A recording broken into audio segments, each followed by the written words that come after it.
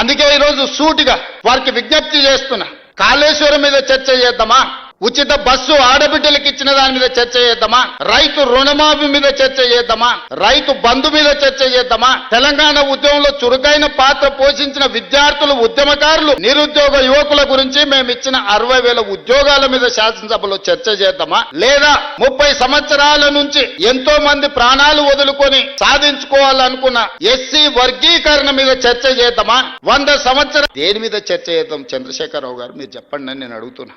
నేను సిద్ధంగా ఉన్నా. ప్రతిపక్ష నాయకుడిగా మీరు సూచన చేయండి. మా నిర్ణయాలలో లోపాలు ఉంటే ఎత్తి చూపండి, సవరించుకోవడానికి మేము సిద్ధంగా ఉన్నాం. కానీ విద్వేషం వెళ్ళగక్కి నీ కోపాన్నంతా మాటల రూపంలో ప్రదర్శించే ప్రయత్నం చేస్తారు.